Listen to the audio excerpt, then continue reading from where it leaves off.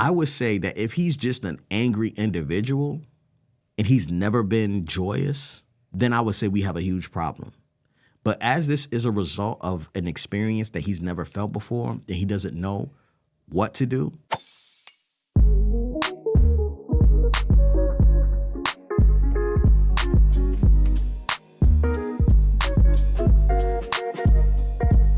Hello, my name is Mrs. Melanin. And I'm Belief Mel. And we are here with episode 216 of How Married Are You? Okay, my name Belief. This is Yvette. We married 13 years. In California, we got four kids. Relationship scary. It's very necessary. We share our love of struggles. We ask how married are you? Every Tuesday and Thursday, shawty. If you're listening, you're in the wedding party. It's okay if you want to put your hands up. You got the questions. We got the answers. It's chocolate baby story time. Chocolate baby story time. It's chocolate baby story time. 1, 2, 3, and... It's chocolate baby story time. You know, today Theo got honored for being a servant leader. Yeah. And he is a leader. He's not a servant? No. I'm just saying he's like a servant leader. He really is. Yeah. He is. And so I think so as a homeschooling parent, there are moments, and I'm sure this is not true just for homeschooling parents. I'm sure this is true for all parents out there. But we often question, like, are we doing a good job? And for me, I question that every hour. However, I feel like the Lord has given me glimpses lately in these past few weeks, I would say in this past couple of weeks, of like just how good a job we're doing. Like we're really blessed with some amazing kids who love each other, they love themselves, they love God, they love us, they love people. And so, I don't know, it's just always nice when you get an external affirmation of, we're doing a good job. Yeah. Yeah. And then some of it too is just like not even us, it's the child themselves. But we are definitely helping to cultivate and nurture what God has already put in him. And so, yeah, I'm proud of these kids. Yeah, I remember one time, man, you went out of town. Ooh, you was gone. And it was like a Monday morning and the kids had to be like at school. And I was like chilling. Like I was moving around like I move around. And Theo's looking at me like, bruh. Theo was probably looking at you like I always look at you. I'm like, Glenn, we both know we have to be here at this time. What are you doing? Who says we got to be there on time, though? Really, who, though? Who told me I got to be there on time? It's the most frustrating thing. Because nobody tell me what to do. It is so frustrating. I'm a CEO. It's like, no, it's just joking. Nah. So I'm moving around like I'm moving around. And I'm doing what I got to do. I'm just not. But Theo is like, he switched over the loads. Like he got like lunch pails packed. He's got backpacks packed. I'm like, oh my gosh, you are killing it right now. I was like, bro, you know what would be crazy is if you did this with your mom when she was here. That would be so crazy if you really did that. Would. And so that dude is really a servant leader. He's really like that. He has the potential to be unstoppable. I already know whoever married this dude is going to be good to go. For sure. He don't miss, especially when it's something he's motivated to do. Yeah. Oh my gosh. He knows what time he has to be there. He's, No? No. I'm just saying part of that is, for me, part of that is a little bit concerning because he does get so like wired up, or what is the word? He gets so anxious about things. And it's like, bro, calm down. Yeah. Like, that's why I wait until the very last minute to say, this is what's happening. Because if I tell him a week in advance, like he had to have his cast on for how long? 4 weeks. 4 weeks or something. And I forgot. I forgot that the cast had to come off. Yeah. And he's like, Mom, like last week, he was like, Mom, it's February 7th. It's like 7 days away. I got to get my cast off or whatever. And I was like, oh shoot, I never actually scheduled that appointment. That boy would have been in that cast for who knows how long because I didn't schedule the appointment. But it's like he's just so on top of things, and he doesn't have, and that's the thing that frustrates me about him is I know I do not have to repeat myself. Theo is one of those children who he really did hear you the first time. Mm-hmm. And he heard you when you whispered it to somebody else. And so when he comes and asks me like a third and fourth and fifth time, I'm like, boy, I tell him this all the time. And he'll tell you, if you ask Theo, what are the 3 things your mom says to you all the time? This would be one of them. Don't ask me questions you know the answer to. He does that all the time. He does it all the time, and it irritates me so much. But anywho, that child is amazing. He is amazing. He really is. Like I said before, he's going to have, whoever marries him is going to be well taken care of. Yes. But boy, will you have issues with him keeping receipts, because that boy remembers everything. Yeah, he does. And like I remember one time he was 3 years old, and I'm getting in the car and I'm about to pull off. He said, "Dad, your drink's on top of the ceiling of the car." Like I put my drink on the hood of the car, and he told me at 3. I was like, "What in the heck is going on, you nosy child? Thank you." But Theo that has will remember. Nothing to do with nosiness and everything to do with observant. But check this out. But he remembers everything. Like he'll remember stuff from years ago and be like, "Remember? Because I remember because you had on the blue coat and we went over here and I was 4." Like his memory is insane. It's like a photographic memory. He is also the neighborhood watch. Oh yeah, he and Lily be sitting out looking out the window. They be sitting looking out the window, just watching everything. He can tell you everything about all of our neighbors. I'd be like, I didn't even know that. Oh my goodness, he's funny. Yeah, man, that dude. There's plenty of stories about Theo. Man. That dude is funny. Yeah, y'all. We are so glad to be here with you, and we hope that you are enjoying your time here with us. We hope you're enjoying it so much so that you are subscribed so that you're getting those email notifications when we upload. And we hope that you are liking the video even before you've listened, just because you are confident in the quality of the content that we are about to share with you. So if you have not liked this video, please go ahead and like it in this moment. If there's anyone just by the title of the podcast episode that you think, you know what, let's just listen to this together. Let's have a watch party or something.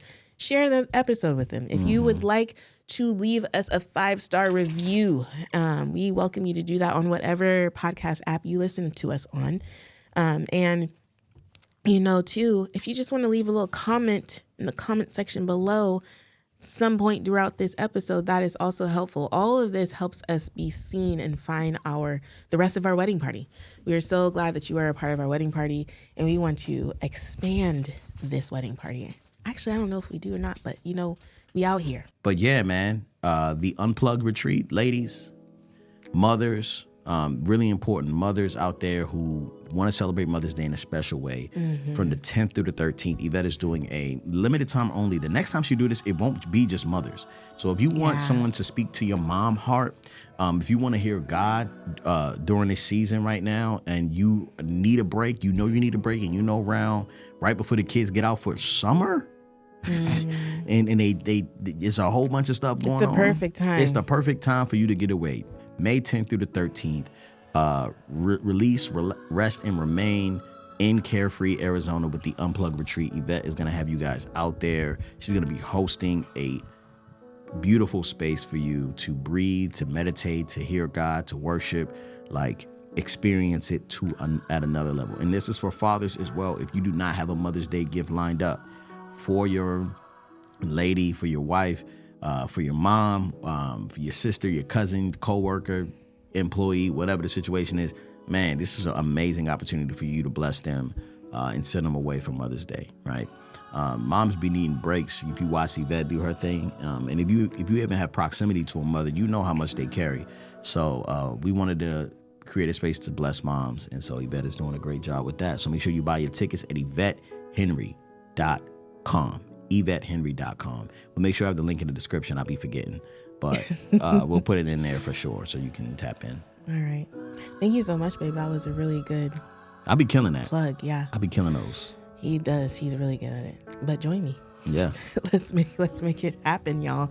All right. So my husband is grumpy. Can I say something real quick? Go ahead.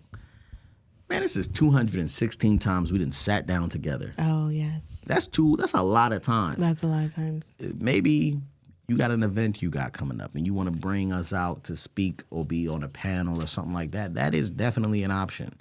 That's definitely an option. You got to hit up Kensington Gray. Our people over at Kensington Gray. And we'll leave a little email also, you know what I'm saying? Or you can just plug us on our website, howmarriedareyoupodcast.com. But yeah, you can tap in with us and bring us out and we'll speak and speak to your people, speak in a marriage conference, whatever the situation is. We like that. We will be out in Lakeland, Florida in April. I forget the exact dates, but we'll make sure we share that with you guys. A homeschooling conference there. When that time comes. Okay. Podcast submission. My husband is grumpy and depressed and I can't help. Hi guys, I've been a podcast listener for 4 years now. My almost 3-year-old son sings the Chocolate Baby Storytime jingle when he hears it. Oh, I love that. My husband introduced me to Soul Rebel when we were dating. That's my brother's album, which eventually led me to listen to Good Religion. So I knew the music before I knew Belief in Fatherhood YouTube channel and this podcast. All around, y'all are some of the best creatives out there. Whoop, whoop.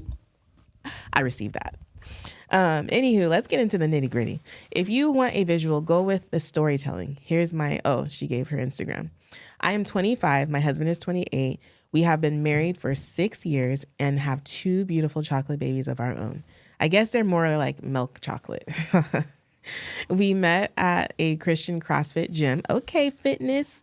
Dated for 16 months and got married after 4 months of being engaged. I met him a week after I graduated high school. Okay, wait, let me pay attention to the timeline really quick. They've been married for 6 years. They met at a CrossFit gym, dated 16 months, a year and 4 months, and got married after 4 months. So they got married 20 months after they started dating. I need a timeline with integers. I met him a week after I graduated high school, and he was my first boyfriend, my first everything. We were very adventurous when we first met in the first couple of years of our marriage. We went on hikes, lots of chatty coffee dates, road trips to surrounding cities, and I even thought wasn't old enough to drink yet.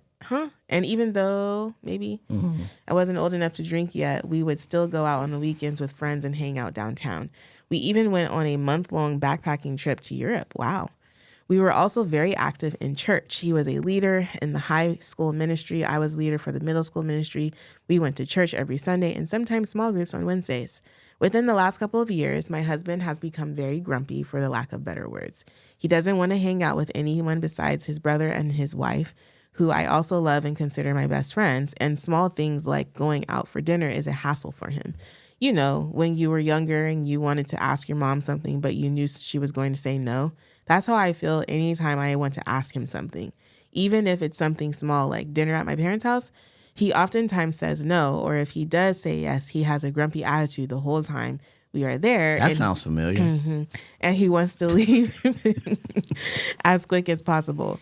When I want to go do a date night, he will oblige, but I always have to plan it, and it just doesn't feel as fun and easy as it used to be. We also haven't been to church in almost 3 years. This part bothers me the most because of our boys. We are responsible for their little souls, and I don't want to be the only one who is pouring into them spiritually. As a head of the household, I want to so badly for my husband to initiate going to church, praying before bed, reading the Bible story, anything. The hardest part of this all is I know exactly where this stems from. Let me guess. Oh, never mind. What were you going to say? I was going to say money. Oh. He lost someone very close to him 3 years ago. This person was a father figure in my husband's life, and he took it very hard. My husband won't say this, but I feel like the situation made him angry with God and made him doubt God. It was that moment that he started pushing off going to church. He also says that he doesn't like celebrating anything like birthdays or holidays because it's not the same without this person. I totally understand this, and I try to be accommodating. My parents ask to plan parties for the 4th of July or other small holidays, and I tell them no. Our friends invite us on holiday vacations, and I tell them no. I fight the urge to plan a birthday party for my husband every year. I know Yvette will understand the struggle. Yes, girl. In my mind, I think that he can't stay this closed off forever, right? Eventually, you have to let life happen again, right? I have never experienced a loss like this, so I don't know exactly what he's going through. But I see life passing us by every year, and I don't want to look back on these years and wish we did more with our time. I don't expect things to go back to where it was when we were dating, but I want to live like we're in our 20s because we are. I have talked to him about this probably 5 times now. He is negative and grumpy all the time, how we don't go to church and how we don't hang out with anyone but his brother, how I miss the community of church and how I feel lonely, how I miss the adventurous side of him and how I wish he would plan a date night every once in a while. He gets very defensive and we never come to compromise or came up with a solution or even a game plan on how to move forward. The last conversation we had, he started crying and said something is missing in my life. I just don't know what it is. I suggested he try therapy and he looked into it for a week but never followed through. I bring it up every once in a while. He just shrugs it off. So my question to you guys is, what the heck do I do now? Keep bugging him, let it go and hope for the best, kick him in the booty and tell him to get it together? Maybe I need to word things differently, or maybe I just need to leave it alone. I love this man with my whole heart and I want to help him. Something has changed, or else I worry I will start to get resentful. Thank you guys for your time and God bless. Oh, man. Me and this guy is very similar. Yeah. Me and this guy is very similar. I don't think we are exactly the same. No. But similar. You want to speak to it? I don't know. I was just listening. She's 25 and he's 28. And I was just listening to it and I was like, you know, we are not our spouse's hero. Like, I can't save Glenn and Glenn cannot save me. Mm-hmm. And I think that the sooner that we all come to terms with our humanity and what we are capable of, the better. Because we will hit moments of depression. And I don't know if this is the first time that you have encountered your husband depressed or sad. I don't think he's depressed. Oh, she says he's grumpy and depressed. Sorry. Well, I mean, obviously he lost someone very important to him, and she said that's kind of when things started shift. And that's another thing. I think that's one of the reasons we talk about all the time, how when I went away, I realized, oh my gosh, I've been living with this grief for so long. And it was the loss of Brittany that kind of helped me realize, or it kind of just made it all come up to the surface in a devastating way. And so I feel like Glenn and I, and you can totally chime in and correct me if I'm wrong, but I feel like we've been married so long and we've encountered each other's lows to a point that we have learned how to give each other space. Why are you smiling like that? You're cute. That's why. Keep going. Am I wrong? No. It's Am I saying funny. anything? I'm just thinking of a moment in my mind. Well, like I recently was on a, I'm just going to watch TV kick. Like I'm going to, at the end of the night, I'm just going to watch. I won't talk to you. Shut up and let me watch. It was a while. You were in that for a while. It was like a few shows. Mm-hmm. I was like, next show. And I would literally, and Glenn's usually the one that's up after me. Yeah. Or after I go to bed, but I was like staying up and watching because I just had to know what's going to happen on things. It was crazy, but that was like something I had to do to cope with whatever it is that I was avoiding. And so, anywho, for me, I feel like we've realized how to give each other space. And one of the things that I think is very important, especially when we see that our spouse is experiencing something, is that we do what we can to fill our own tanks. Mm-hmm. And so for me, when Glenn gets into those moments, I try to give him his space, but I also fight because we can't both be there. Yeah. I mean, like, we can, but it makes things really challenging to keep things afloat and keep moving, especially when you have children. And so when I was reading through this email, I was like, girl, go to church. Go to the 4th of July party. Go to your parents' house without him. Mm-hmm. Like those are the things that I have to do. I have come to terms that there are certain events and things that Glenn just does not have an interest in being a part of. And I still go because I still deserve to have a life and my children still deserve to be in community with people. That's a value that I have, and it's not. No, it's I don't share that same value. Yes, it doesn't manifest. I do believe that you share the value, but I don't think it manifests itself the way it does for me. It's not it's on different spots on our priority list. Yes. And so sometimes I will go out of my way to make sure that we show up for whomever and whatever to be a part of the celebration or festivities or whatever the case may be. But for Glenn, he's like, I don't have time for that. I got work to do. I'm going to be over here doing this. Or maybe he's having a moment and he's like, I don't want to be around people right now. And so I think for me, what I would say is still, this is important. His mental health and him doing well is important. But for me, I don't know if this works. But in my mind, I don't know if I've said this out loud. You're making me share something I never said out loud. Nobody make you do nothing. This is all volunteer work. You ain't getting paid. In my mind, sometimes I'm like, he'll just experience FOMO and he'll want to come along for the ride eventually. Or like at some point he'll be like, oh, I'll come. I don't want to miss this. Is that true or no?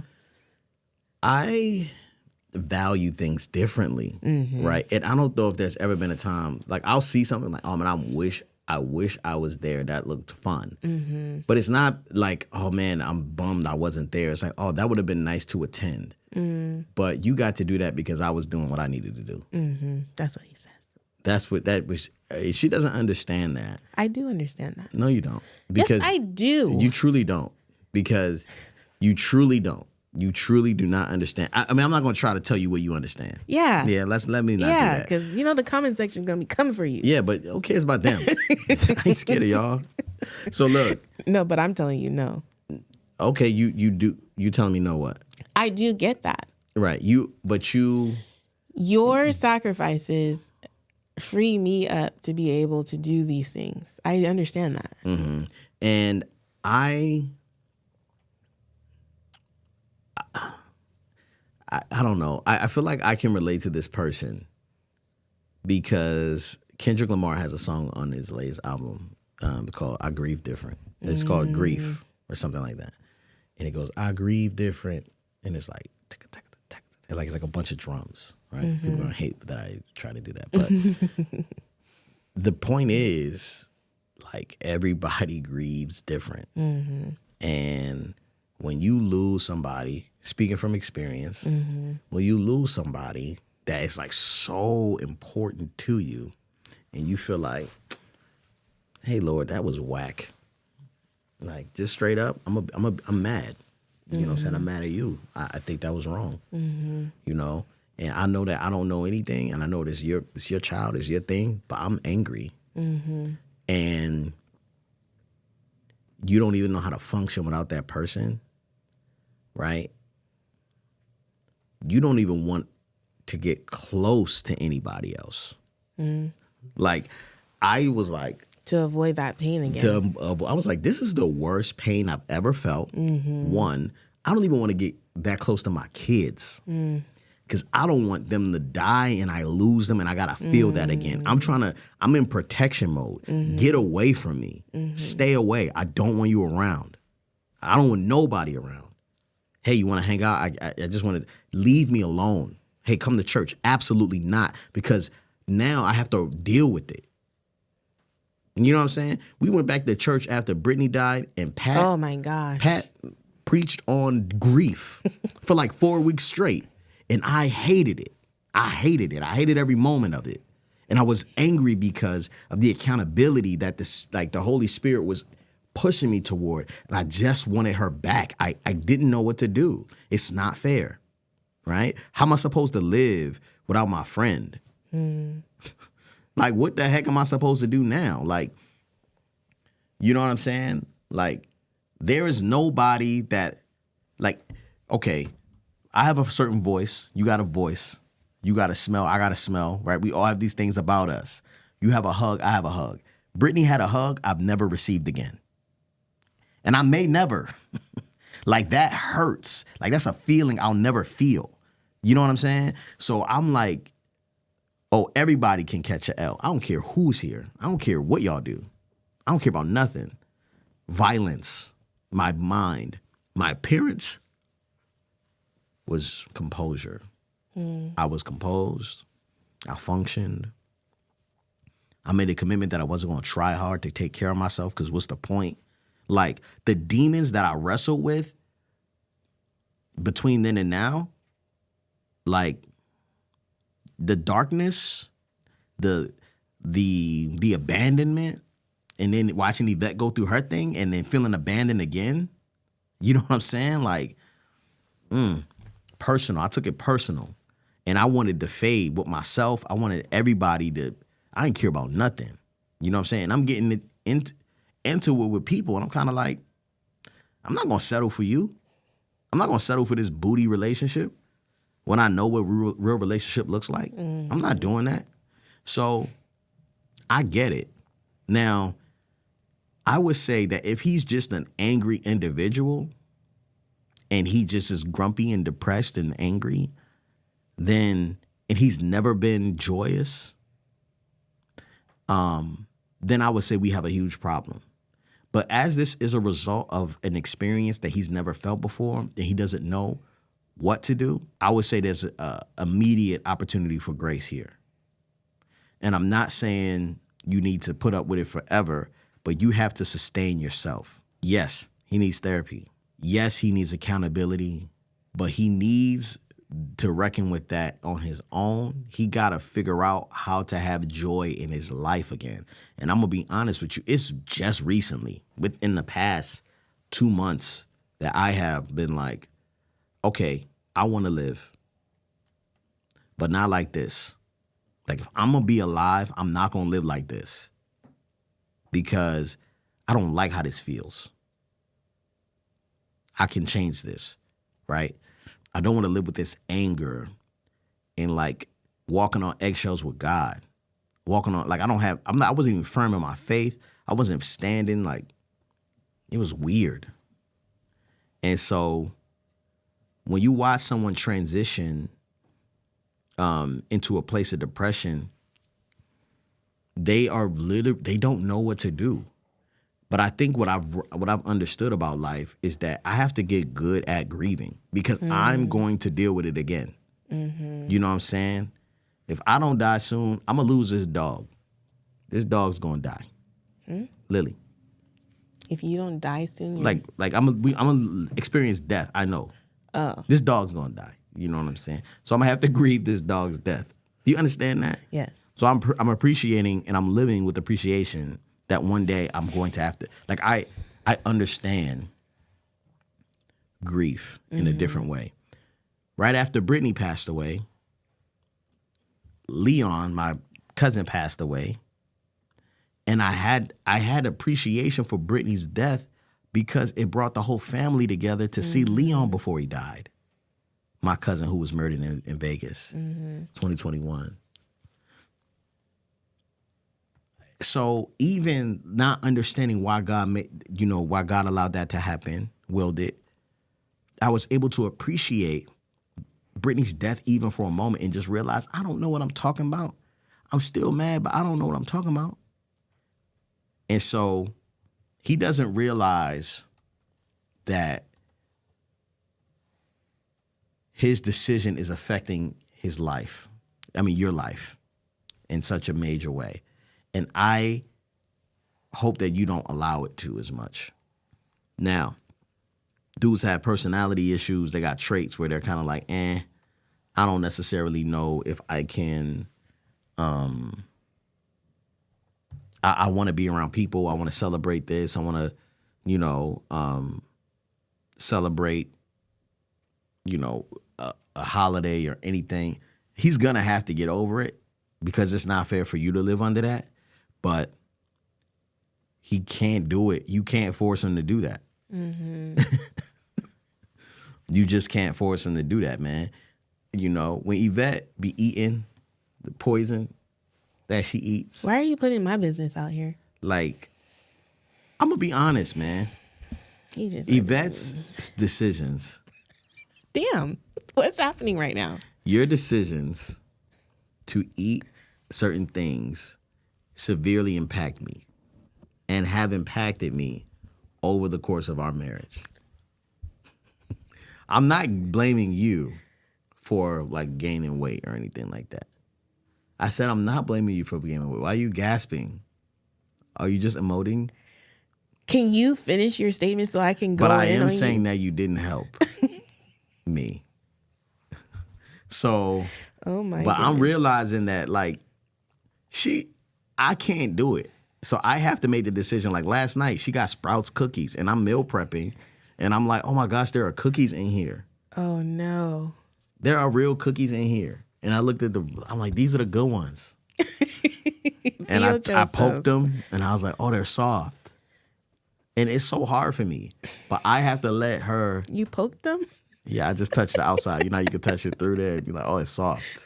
That's how I pick them. But I had to teach Theo because I took Theo to the grocery store with me yesterday. Oh, that could have been my chocolate baby story. Babe, I'm sorry. I'm not blaming you. I'm just know. letting her know that just like Yvette has a need to be around people all the time, right? I got a need to stick to a system and a plan and rules. And a lot of times the sporadicness of, oh my gosh, there's a party, there's a wedding, there's a baby. Like, I can't do that. I'm not doing it. I'm so sorry. I can't go. I love you. I can't go. And that's okay, right? Now, there's a certain part of me that's kind of like, yo, you need to make time for people so they believe you when you say you care, right? But and then there's another part that's kind of like, okay, what people, though? What people do you need to make time for? Because you don't need to make time for everybody. Because you're not in a freaking popularity contest or running for office. Amen. You know what I'm saying? You were trying to survive out here. That's a whole other topic we could go into. Right. So you trying to survive. In order to survive, I think you need to do it well. I think you need to. Sorry, my shirt's noisy. Shirt's fancy. Yeah, like let's make sure we understand that you have a life to live, and you have permission to live that life. And he is going through something. And I think my prayer for you, if I'm his wife, right, is you praying that God touches him in a way that he can only feel it. Yeah. Like, yo, touch that man. Like, that's your man. Touch him, you know. You have access to him. I don't have access to his heart. You know, make him feel it. I felt it in multiple different ways.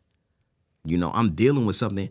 I could be right in my thinking and be like, I'm not going to this event or I'm not hanging out with this person because they make me feel a certain way. But my motives are all based in grief. I can make the right decision with the wrong motive. You know what I'm saying? So like I'm saying like, yo, I love, you know, hanging out with certain people, but they don't treat me well or I don't feel well around them, so I don't kick it with them. And the reason why I'm making that decision is because I'm grieving about something like, you know, why would I kick it with this person if this, you know what I'm saying? Like, nah, it's the right decision, just the wrong motivation. And so, you know, like we were talking about last episode, I don't know if it's always necessary for me. You gotta leave soon? No. Okay. I was just looking at her Instagram. Okay.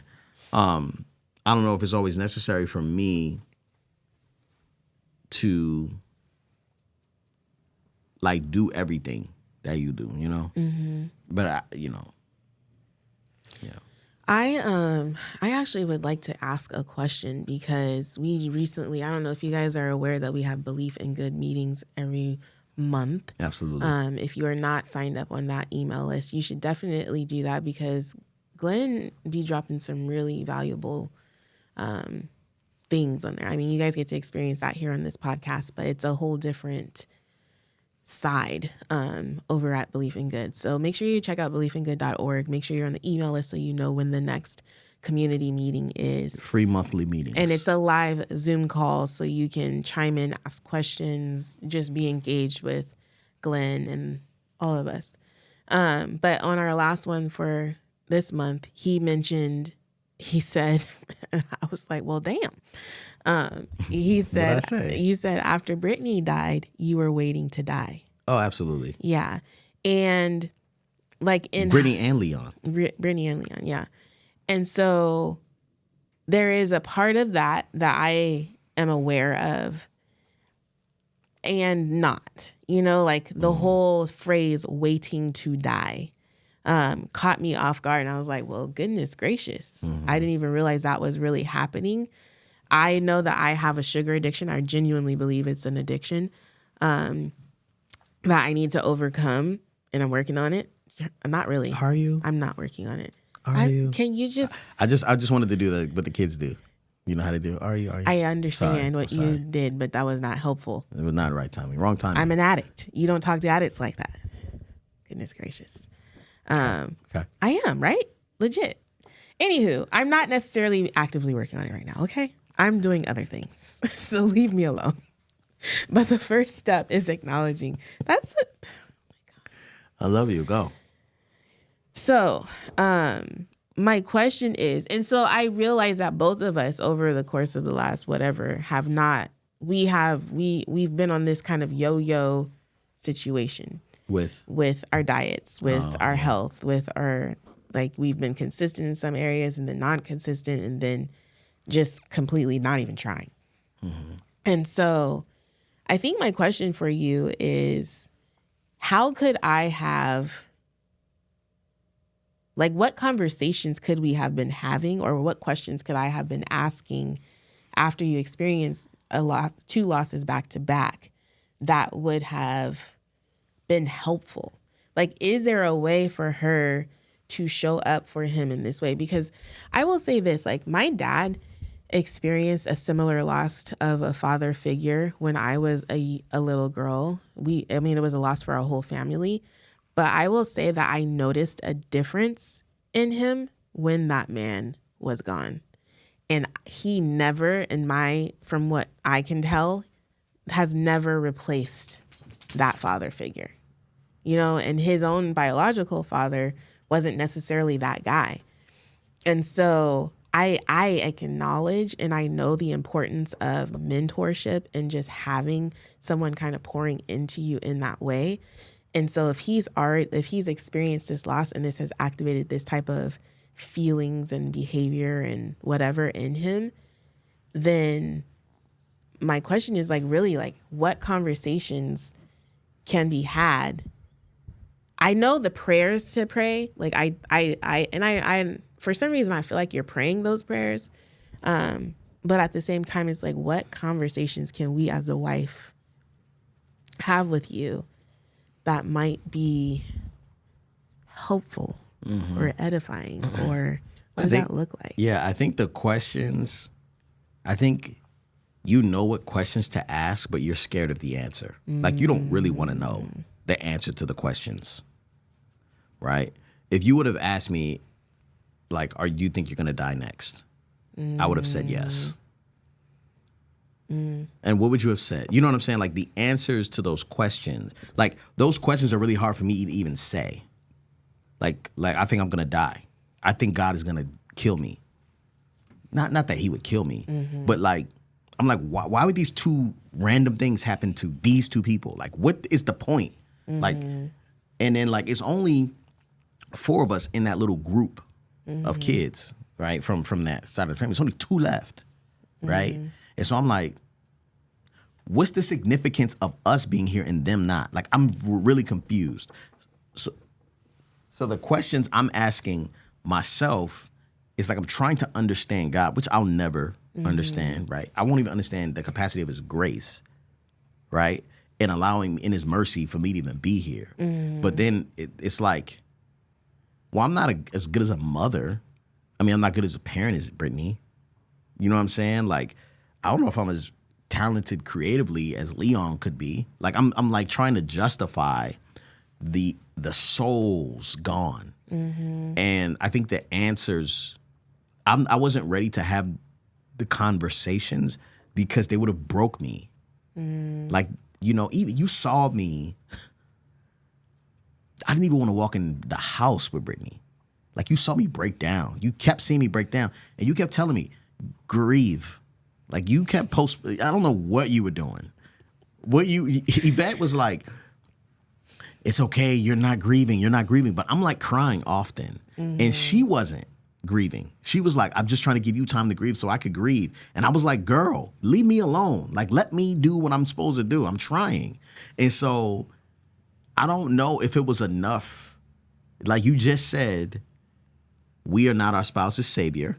And then you're trying to ask me what you could have been doing to help. You know what I'm saying? No, I'm not in a way that was, like, saving you, but in a way that was creating space. I think you did a good job creating space. You know, you let me cry. I don't think you know, in a way, I wasn't feeling great in that season anyway. But to know, like, oh, we left, we saw family, and I missed the last kind of big portion of her coherent life. A lot of guilt, a lot of negative talking to myself, right? A lot of that. And so because I'm dealing with that, you did a good job, babe. You didn't do anything off. But, like, I really was like, oh, yeah, I'm waiting that this would be over because I don't know if I'm stewarding my time correctly or my friendships. And we were having a lot of issues in our marriage. Like, it was a lot of down. It was a lot of lowness. And so I was like, well, things aren't really going great. So this would kind of be opportune. Like, this time would be great, you know, because there's not really much outside of the children to live for. Because our marriage was really tough in that season. I don't know if you remember that, you know. And then it got tougher, you know, upon your trip away. And so I don't know. I think just time, man. You got to the patience, like, love is patient, love is kind, right? Like, what did your vow say? You know, sickness and health till death do us part. Grief can be considered, though depression definitely is a sickness. Grief allows depression to have a resonance.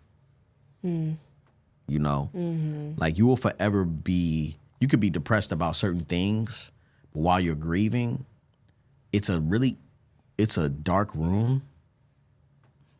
And depending on how you treat your grief and how you use your grief and ride it out, like, it can be very detrimental, right? Or it can be very life-giving. You know, I remember when Leon died, you know, this is my cousin, so we born in 85. We're both born in 85. Oh, no, I think he's born in 84. So we grew up, and at the age of like 15, like, DMX was like the hottest thing ever. And so I remember sitting in my backyard, drinking, listening to Flesh of My Flesh, smoking a Black and Mild, crying. And I'm looking at him through the Ring camera. Just crying, taking pictures of myself while crying. You did? I took a couple selfies because I was like, why am I crying this hard? But I didn't, like, I waited to grieve until you got back, you know? Man, it's an icky feeling. And I don't wish that pain on my worst enemy. And man. you know what's interesting about what you just said? You waited to grieve until I got back. Do you think you did that because you needed to be present with the kids? Yeah. And I think that's so true. I feel like I reached the point that day at my kitchen sink. I remember it so distinctly. And I was like, I cannot continue on like this. I kept trying to shove down grief because I felt like I needed to show up for my children. And then desperation made it such that I was like, I gotta go. I gotta leave. If I don't leave, it's not gonna end well. And so that is one of the moments, or the goalposts, not goalposts, what are those things called? I don't know. Pillars in my life, where it's like rest is a necessary thing. It's not a luxury, it's necessary. And so that's why I created a space like the Moms Retreat Unplugged, for moms to be able to remove themselves, to be present with themselves fully, with your feelings that you haven't had time to process, or you haven't given yourself permission to even feel, and all the things. And it's not necessary just for moms, it's necessary for husbands and spouses too. And thankfully, Glenn and I have each other to do life with, because there are times when he needs a moment to just feel and exist. And the same is true for me, and we can pick up each other's slack. And there are some times when it's just both of us, we out here not doing well, and the Lord, he's the one that's carrying us through. Well, and I would say too, this is something interesting about you and I, which may be true for this couple as well, is that you will be like, I need to go. And this is what like been my big revelation lately is like, you'll go, I need to leave. I need to get out of here. Right. And if I leave, then I'll be in a different place and I'll do better. And so my thing is, no matter where I go, I'm still in this body. I'm still in this mind.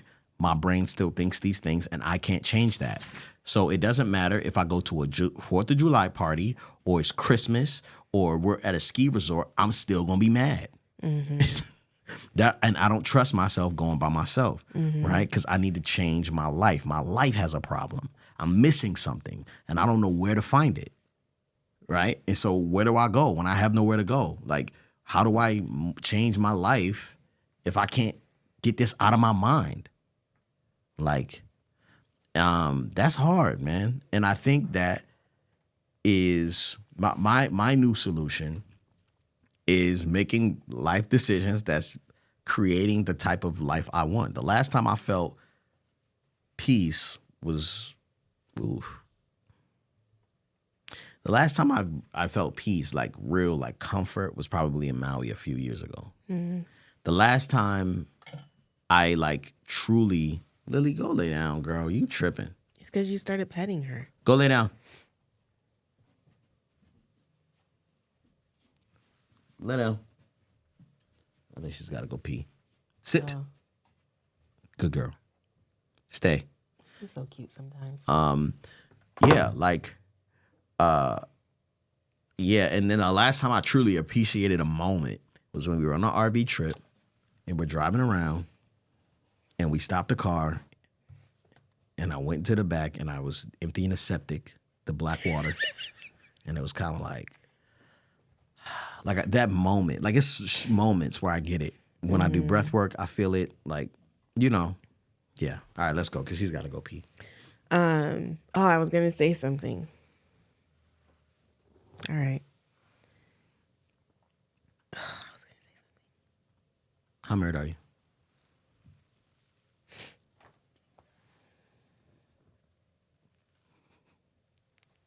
Oh, I'm so married. The other day, I like 7-Eleven coffee beans. I'm cheap. I don't care for all the luxury things in life. And so I went to 7-Eleven and got myself some coffee beans. And Glenn's on this new diet, so I didn't get like candy or anything like I would usually do. And then I just got coffee beans. But then I got in a car and I was like, maybe I should call him and see if he wants a 5-hour energy drink before. That's being how married are you for so many times. Before I leave. But this is how married I am. I'm so married that I called him and sat in the parking lot until he answered and whatever. But the thing is, y'all, it was a rainy day. So I got out of the car in the rain double time. So I feel like that's how married I am. It's not about the 5-hour energy drink. It's about getting in and out of the car and swiping my card. I hate swiping my card multiple times, especially for like little amounts of money.